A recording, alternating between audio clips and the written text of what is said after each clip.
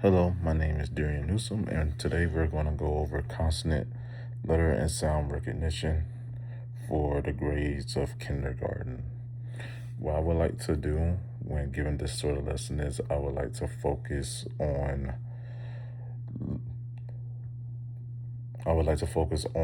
the consonants that sound similar to really help with the differences of the two or three or whatever's that's in common.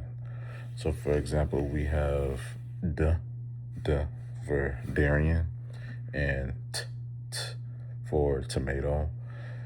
It's important that we really don't add any extra sounds to the phonics. So when we're trying to do the T sound for t, we don't do t, t. When we when we add the extra with the t, it sounds like duh. So we want to just be clear with that, and then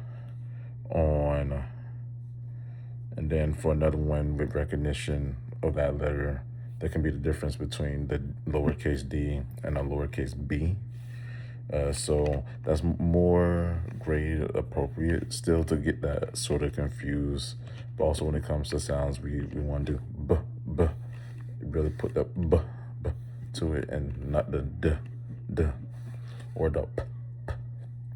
All those are very similar. So we have to be careful with the identification of them and not being confused with them. So how I would do that is in a classroom setting, what I would teach them is another way is sound boxes. So sound boxes are objects that you put, of course, in a box, and then they all have the beginning sound.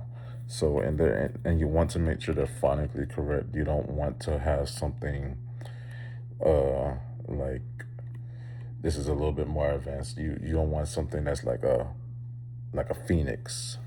So a phoenix, as we know, starts with PH, but it still makes that sound. So phonically, it wouldn't make sense to put it in there with something that's similar to an F. So in those sound boxes, I would put like a baseball, a bacon, bat. Really, again, practicing repetition of those sounds with the b, and another one would be another one. It's not a consonant, but the same example. So apple, what? It's not a proper one because this things coming to mind are not. So because they have an airplane and everything, but we'll just do the P. So potato, pickle, putter for golf, stuff like that. They all are phonically there when teaching the sound boxes.